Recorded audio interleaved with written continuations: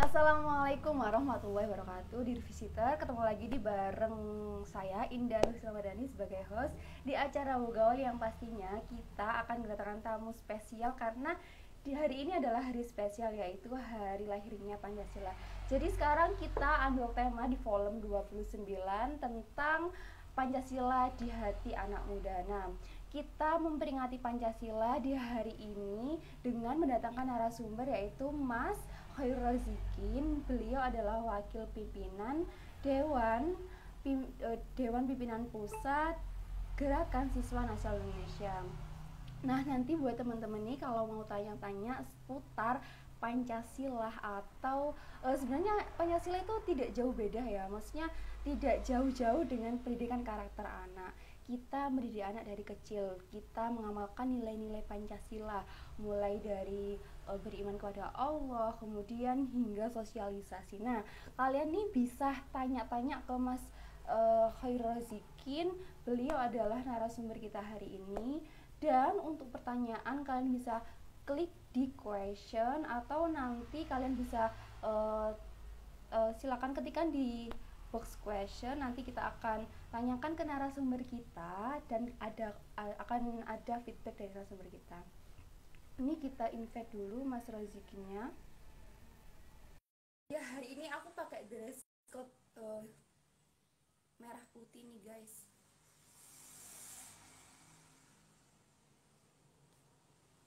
Kita invite dulu Mas Razikinya. Teman-teman, aku ingatkan lagi buat teman-teman yang mau tanya bisa banget nanti tanya di kolom question, oke? Kita hari ini memperingati hari lahirnya Pancasila, makanya kita spesial nih ambil tema tentang Pancasila. Dan hari ini host kali ini tuh lagi pakai dress code merah putih, bahwa cinta banget nih sama Indonesia. Oke, kita invite dulu Kak Rozikin. Beliau adalah wakil Dewan Pimpinan Pusat di Gerakan Siswa Nasional Indonesia. Kepoin yuk, apa itu GSNI? Kita invite dulu. Dan aku mau nyapa teman-teman nih. Teman-teman dari mana aja bisa ketikan ya. Oh iya, nilai-nilai Pancasila itu sangat banyak sekali ya. Karena kan Pancasila, panca 5. Sila itu prinsip kita.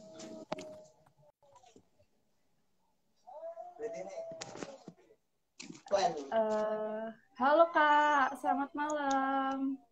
Halo, selamat malam. Apa suara saya terdengar jelas? Oh, sangat terdengar jelas. Kak Rozikin ini adalah DPP ya Kak, DPP di GSNI. Kalau boleh tahu, Kakak udah lama nggak sih berkecimpung di GSNI dan apa itu GSNI Kak? Oke, baik. Kakak boleh perkenalan dulu nih sama teman-teman Oh iya, visitor. siap. Selamat malam, visitor Lumajang. Assalamualaikum warahmatullahi wabarakatuh. Salam Om Swastiastu, Namo Buddhaya, Salam Kebajikan untuk kita semua. Perkenalkan, nama saya Khairul Razikin. Saya hari ini masih studi di salah satu kampus di Universitas di Malang. Dan hari ini saya sampai hari ini diberi kesempatan menjadi wakil ketua DPP GSNI. Jadi sedikit cerita ya tentang GSNI sendiri itu, yaitu wadah organisasi ekstra sekolah. Jadi bisa dikatakan organisasi yang di luar sekolah. Kalau di dalam kan seperti OSIS atau kepramukaan seperti itu ya. Nah, di situ GSNI itu adalah wadah bagi pelajar atau siswa di seluruh Indonesia. Dan kalau bicara di Lumajang sendiri, GSNI itu sudah ada sejak 5 Maret 2017. Dan tujuannya atau apa yang nanti didapat dari kita mengikuti GSNI, yaitu kita belajar mengenai nasionalisme dan nilai-nilai Pancasila, dan juga kita berupaya mengimplementasikan nilai-nilai tersebut dalam kehidupan sehari-hari sebagai pelajar. Seperti itu. Oh, oke. Berarti kita berkolaborasi juga ya kan seluruh Indonesia, yang pastinya kita sebagai anak muda selalu berinisiatif, berkolaborasi dan menciptakan kreativitas atau karya untuk kecintaan kita kepada suatu bangsa. Nah, ngomong-ngomongin tentang Pancasila, apa sih menurut kakak makna Pancasila? Nah, tepat nih hari ini kan hari lahirnya Pancasila. Iya, baik. Sebelumnya saya sampaikan selamat hari lahirnya Pancasila 1 Juni 2022. Mari kita berpancasila, mari kita berkepribadian Indonesia. Jadi makna Pancasila sendiri bagi saya, kalau dulu para founding kita membuat atau menggali Pancasila itu sebagai dasar negara dan juga menjadi landasan hidup. Jadi pandangan hidup berkebangsaan sehari-hari. Jadi kalau dari saya sendiri, makna Pancasila itu saya tempatkan sebagai filterisasi. Jadi filterisasi yang saya maksud ini adalah dalam kehidupan saya memutuskan suatu keputusan atau menyelesaikan suatu masalah, itu saya lebih memikirkan suatu hal-hal yang positif atau kebaikan-kebaikan untuk saya dan juga orang lain. Dan nilai-nilai itu saya dapatkan dari nilai-nilai Pancasila. Selain itu, filterisasi yang saya maksud yaitu hari ini kan zaman modernisasi ya. Jadi globalisasi, informasi keluar masuk dari budaya barat, budaya Indonesia keluar, dan itu sangat mudah sekali. Apalagi anak muda hari ini bisa dikatakan semuanya sudah bisa mengakses itu semua gitu. Walaupun kita sekarang di Indonesia, kita bisa mencari informasi di Amerika, di negara-negara Eropa sana pun bisa gitu. Dan dari perubahan atau modernisasi itu memang membawa hal-hal positif. Tetapi dari sisi lain juga ada sisi negatifnya, yaitu budaya-budaya barat yang hari ini masuk ke Indonesia. Dan ketika kita tidak punya ideologi atau filterisasi itu tadi, kita akan mudah terkontaminasi dan mengadopsi budaya-budaya tersebut dan meninggalkan budaya luhur kita, yaitu budaya Indonesia sendiri. Salah satunya contoh yaitu banyak sekali teman-teman pemuda hari ini yang suka ya dengan BTS atau yang bisa disebut dengan ARMY gitu. Kita tidak permasalahkan itu ya. Saya sendiri tidak permasalahkan itu. Saya sendiri pun ada tokoh-tokoh yang menjadi patron atau yang saya sukai. Iya, dari di luar sana, di luar Indonesia lah, iya juga ada. Tetapi alangkah baiknya, walaupun kita suka budaya barat atau budaya asing lah ya, luar Indonesia, kita jangan sampai lupa budaya Indonesia, yaitu budaya-budaya yang sudah ada sejak dulu seperti itu. Karena apa? Kalau kita mengadopsi itu semua, itu akan berpengaruh kepada karakter kita sebagai generasi bangsa seperti itu, Kak. Jadi dan juga kedua contohnya yaitu Indonesia adalah mayoritas penduduk Islam ya di dunia, bahkan banyak sekali mengatakan seperti itu. Lebih banyak sekali gitu. Dan organisasi-organisasi keislaman seperti NU pun atau Muhammadiyah pun organisasi Islam yang besar gitu. Tetapi walaupun seperti itu, kita tidak bisa semena-mena mengadopsi ke budaya-budaya Islam yang dari timur sana gitu. Karena apa? Karena kita beragama itu kita berkolaborasi atau berdekatan dengan budaya-budaya lokal. Jadi budaya-budaya Nusantara itu harus tetap ada. Jadi kita tidak boleh kalau misalnya beberapa kemarin kan ada kejadian yang viral juga kan di Lumajang ya kan mengenai penyepakan sesajen dan lain-lain gitu kan. Ya kita harus menghargai itu karena kita di Indonesia sendiri bukan hanya Islam tetapi ada 5 atau 6 agama yang sudah diresmikan sesuai dengan aturan di Indonesia. Jadi kita harus toleransi lah dengan agama tersebut. Dan juga ada beberapa contoh bahwa seperti kita tahu Wali Songo menyebarkan agama Islam itu kan menggunakan budaya-budaya lokal gitu kan, seperti wayang dan juga tembang-tembang Jawa seperti itu. Jadi sampai hari ini ya kita harus bersinergi lah ya, berdekatan karena itu tadi kita hidup beragama berdekatan dengan budaya yang sudah ada sejak dulu. Seperti itu Kak, mungkin makna yang saya dapat Mm-mm. dari Pancasila. Sebenarnya yang dari awal saya ulas lagi ya.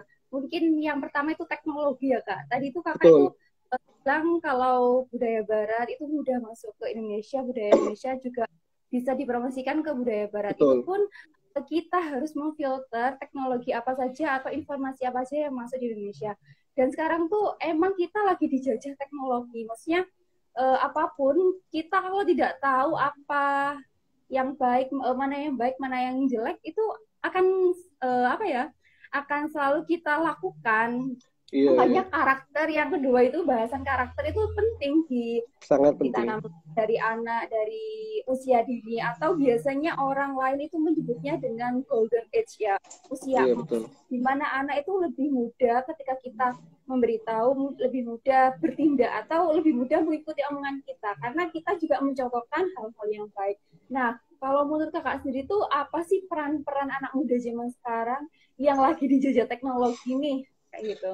Oke, oke. Peran-peran pemuda hari ini yang mungkin bisa saya sampaikan yaitu ada beberapa contoh kan pemuda-pemuda di Indonesia yang sangat berprestasi, yang hari ini juga sudah membuat suatu startup yang sangat menguntungkan dan sangat bermanfaat untuk masyarakat Indonesia. Dan itu pun kebanyakan ya pemuda gitu loh. Nah, hal-hal seperti itulah yang harus kita contoh. Prestasi-prestasi harus kita genjot dan harus kita lakukan setiap hari itu menjadi tujuan dalam apa ya kita melakukan suatu hal-hal yang positif. Itu satu contoh. Tapi selain itu peran-peran pemuda kalau itu kan suatu contoh hal yang besar ya. Cuma kalau saya beri contoh yang simpel saja ya, peran-peran pemuda hari ini itu apa sih gitu.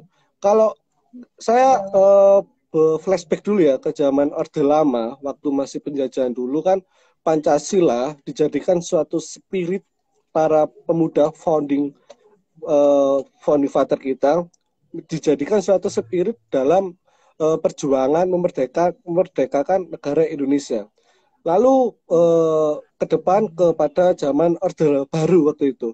Zaman Orde Baru di zamannya Pak Soeharto itu banyak sekali kita jumpai bukti-bukti Pancasila itu ada ketika banyak sekali apa ya monumen atau simbolis-simbolis landmark ya, yang sudah dibentuk atau dibangun.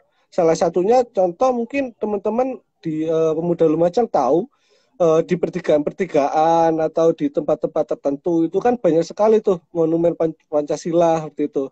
Nah, untuk hari ini kita sebagai pemuda kalau hanya sebatas membangun monumen seperti itu, Pak Tukang atau siapapun bisa gitu.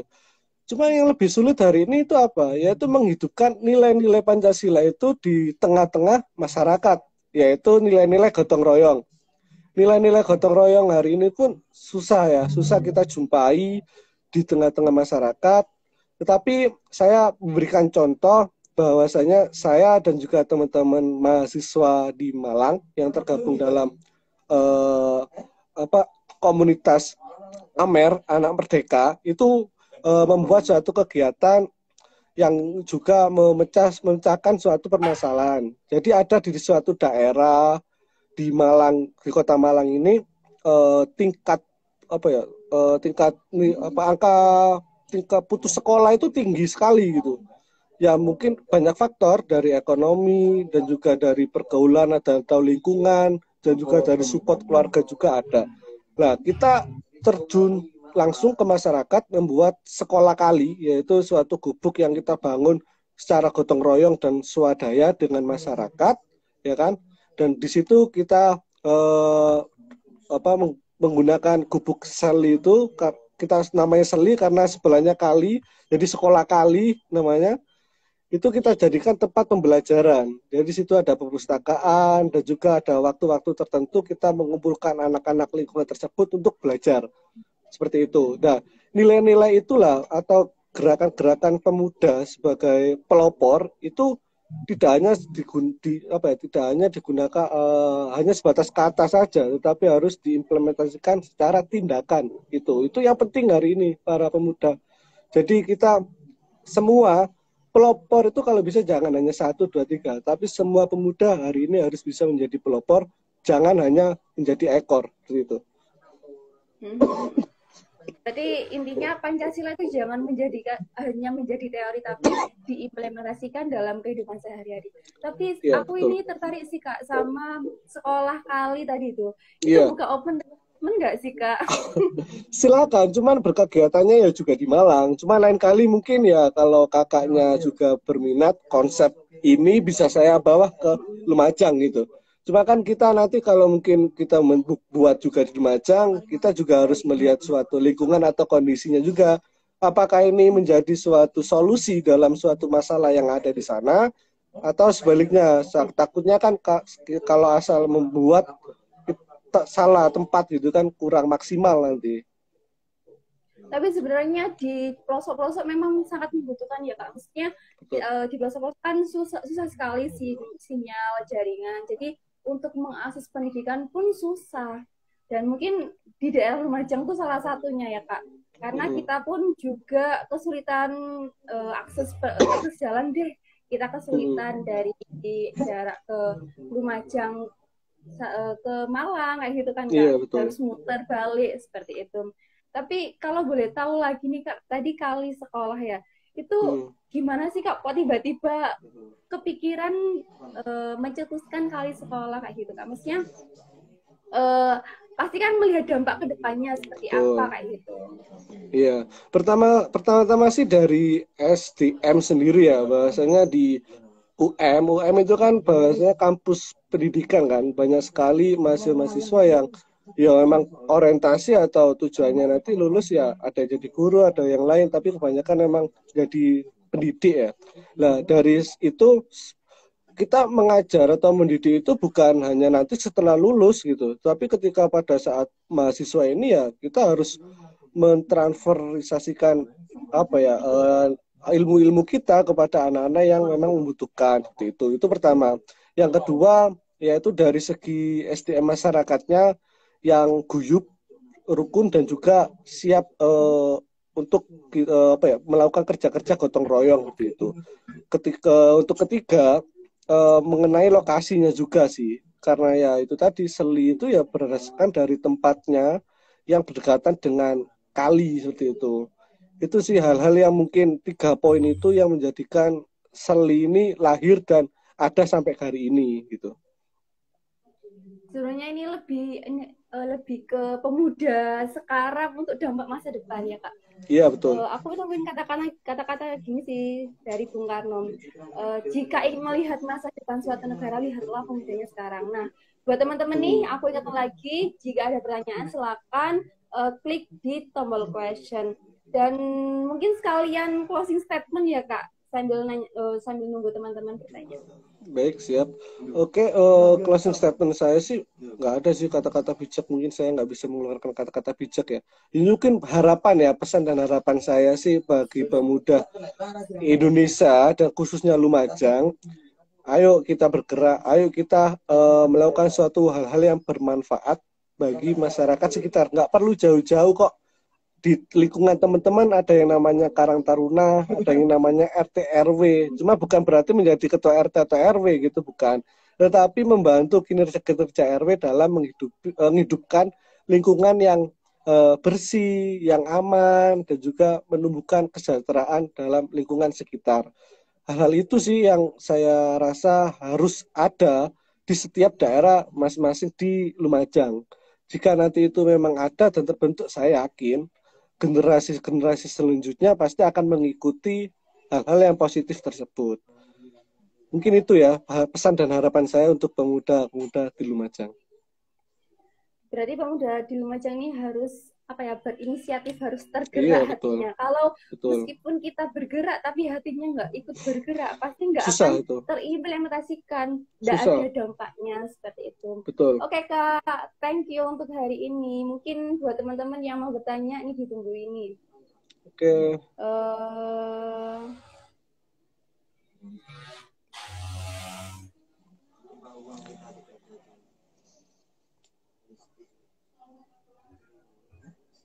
Oke, atau mungkin kita close saja ya Kak.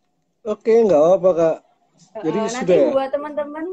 buat teman-teman yang mau tanya langsung bisa DM Kak Rozikin aja Siap, ke akun Instagramnya, kan kita ada di flyer ya, siap. akun Instagramnya Kalau Kak bisa jangan Rozikin. DM sih Kak. Jangan hanya DM, tapi juga follow juga aja ya. Oke, Juga teman-teman fallback follow nanti. juga Siap. ya. Oke Kak, thank you untuk Oke, malam ini. makasih. Selamat malam. Assalamualaikum. Malam.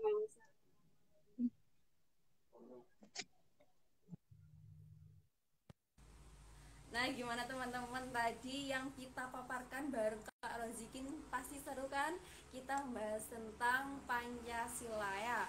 Pancasila, tentang nilai-nilai Pancasila, butir-butir Pancasila, dan yang pastinya gimana sih dampak anak muda Indonesia ke depannya. Nah, kalian nanti bisa tanya-tanyain ke Kak Rozikin, atau tapi tanyanya itu harus berhubungan dengan kita hari ini. Maksudnya tentang tadi kan kita bahas tentang kali sekolah ya, itu bisa banget tuh tertarik, apalagi kan kita akses pendidikan itu sangat sulit ya, gimana cara mengimplementasikan nilai-nilai Pancasila seperti gotong royong, kemudian taat kepada Allah Subhanahu Wa Taala, dan banyak-banyak nilai Pancasila yang harus kita terapkan dalam kehidupan sehari-hari. Dan di era kali ini tuh kita sangat minim karena teknologi itu mudah sekali diakses, entah berita hoax atau berita baik atau jelek, itu kita sangat minim untuk memfilter. Nah, kalian bisa join ya. Untuk hari ini mungkin teman-teman jangan, saya ingetin lagi, buat teman-teman yang mau bertanya silakan aja ke akun Kak Rozikin. Mungkin sekian dari saya. Terima kasih. Mohon maaf. Wassalamualaikum warahmatullahi wabarakatuh. Dadah teman-teman.